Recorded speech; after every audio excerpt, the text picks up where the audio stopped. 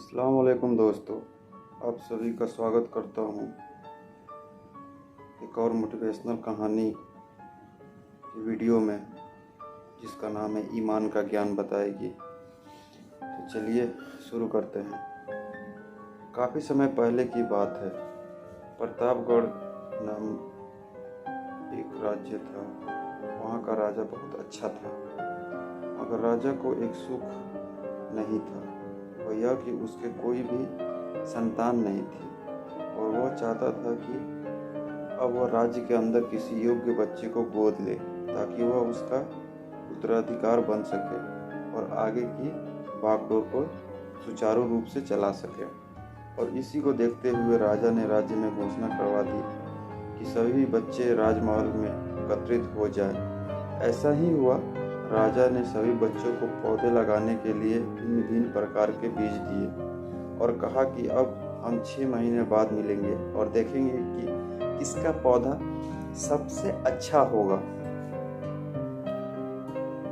महीना बीत जाने के बाद भी एक बच्चा ऐसा था जिसके गमले में बस बीज अभी तक नहीं फूटा था, लेकिन वह रोज उसकी देखभाल करता था और रोज पौधे को पानी देता था।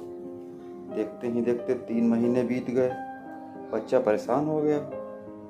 तभी उसकी माँ ने कहा कि बेटा धैर्य रखो, कुछ बीजों को फलने में ज़्यादा वक्त लगता है।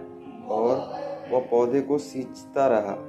6 महीने हो गए। राजा के पास जाने का समय आ चुका था, लेकिन वह डरा हुआ था कि सभी बच्चे के गमले में तो पौधे होंगे और उसका गमला खाली होगा। लेकिन वह बच्चा ईमानदार था और सारे बच्चे राजमहल में आ चुके थे। कुछ बच्चे जोश से भरे हुए थे, क्योंकि उनके अंदर राज्य का उत्तराधिकारी बनने की प्रबल लालसा थी। अब राजा ने आदेश दिया, सभी बच्चे अपने अपने गमले दिखाने लगे।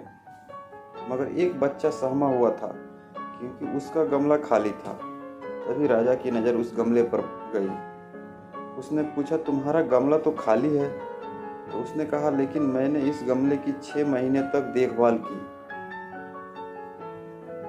राजा उसकी ईमानदारी से खुश था कि उसका गमला खाली है, फिर भी वह हिम्मत करके यहाँ आ तो गया। सभी बच्चों के गमले देखने के बाद राजा ने उस बच्चे को सभी के सामने बुलाया। बच्चा सहम गया और राजा ने वह गमला सभी को दिखाया। सभी बच्चे जोर से हंसने लगे। राजा ने कहा, शांत हो जाए, इतने खुश मत होइए। आप सभी के पास जो पौधे हैं वो सब बंजर हैं। आप चाहे कितनी भी मेहनत कर लें, उनसे कुछ नहीं निकलेगा, लेकिन असली बीज यही था। राजा उसकी ईमानदारी से बेहद खुश हुआ और उस बच्चे को राज्य का उत्तराधिकारी बना दिया। लेकिन हमें इस कहानी से क्या सीखने को मिला? मेरे हिसाब से अपने अंदर ईमानदारी का होना बहुत ज़रूरी है।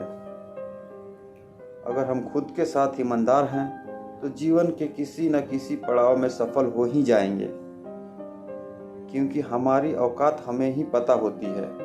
हम खुद को पागल बनाकर खुद का ही नुकसान करते हैं।